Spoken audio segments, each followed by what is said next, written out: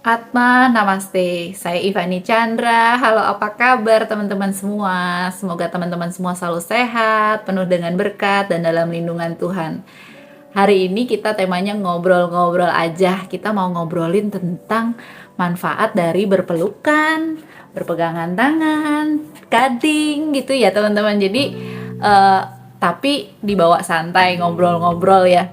Jadi ternyata tuh ya ada pembuktian kalau dengan sentuhan tangan seorang pasien, anak kecil yang prematur itu katanya jadi lebih cepat sembuh, lebih cepat bertumbuh gitu.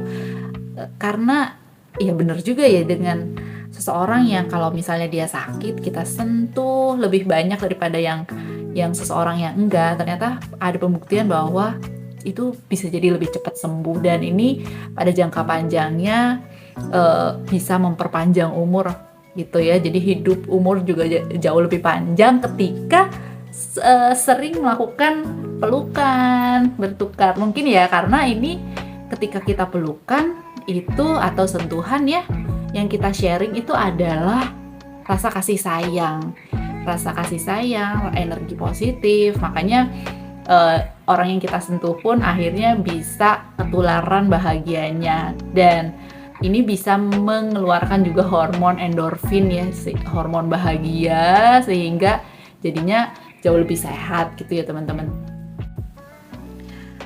Kita bahas dari sisi energi deh. Kan saya agak kentis sedikit tentang energi karena saya adalah seorang energi healer ya, atau pranic healer.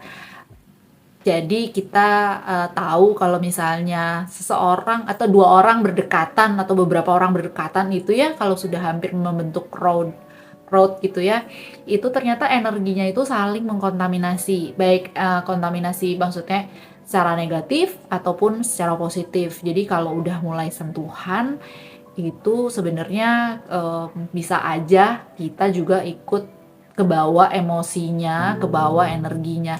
Nah tadi kalau misalnya dibilang yes, sentuhan itu baik ya, berpelukan itu baik, tapi juga kita mesti berhati-hati nih kalau dari sisi energi ya teman-teman. Karena kalau seseorang memiliki energi yang nggak bagus, terus kita bersentuhan atau kita berpelukan, itu belum tentu juga akhirnya memiliki efek yang positif kepada kita.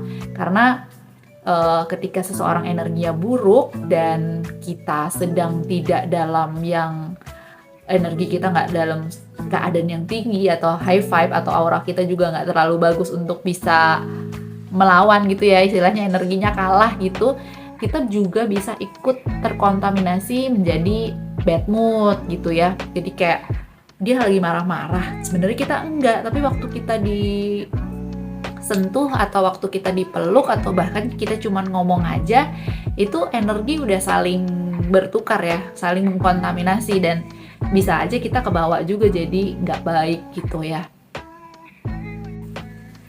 Jadi kalau mau ditanya nih teman-teman, jadi sebaiknya gimana sih gitu ya.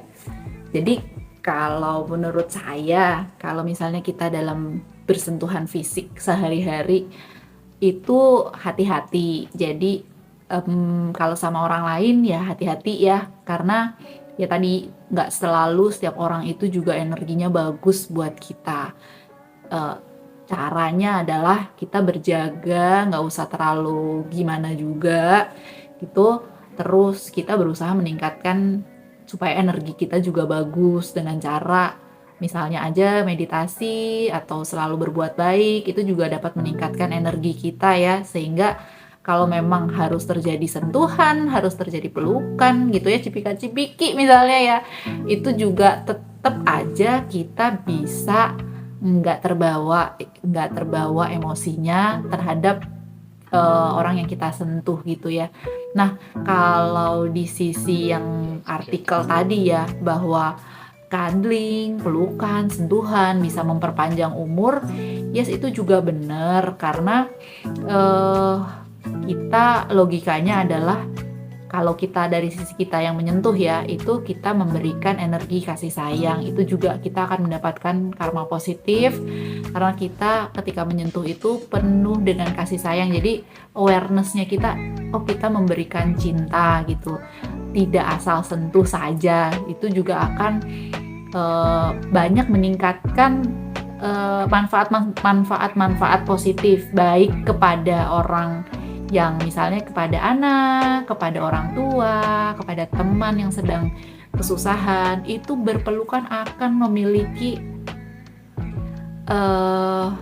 incredible efek bagi mereka yang membutuhkan ya, atau kepada pasangan. Itu akan meningkatkan relationship sama pasangan ataupun teman ataupun ya orang tua anak ya. Jadi hubungannya akan lebih dekat, akan meningkatkan imun tubuh, akan apalagi ya, meningkatkan kepercayaan diri, juga merilis stres, juga akan lebih bahagia, lebih bisa cepat tidur. Bahkan loh, juga orang yang sering berpelukan baik dengan pasangan ataupun keluarganya, juga tingkat kecemasannya itu atau tingkat kekhawatirannya pun tidak setinggi orang-orang yang jarang melakukan kontak dengan orang-orang terdekatnya. Jadi ngobrol apa lagi kita, udah itu aja ya. Jadi teman-teman kalau misalnya sama keluarga sendiri, sama pasangan, sama anak, orang tua, rajin-rajinlah kita berpelukan gitu. Terus saling cuddling, saling bersentuhan, karena dengan begitu kita akan merasa sayang, menyayangi dan disayangi, juga akan jauh meningkatkan energi kita, energi keluarga kita menjadi jauh lebih positif dan panjang umur ya, kalau kata artikel yang saya baca.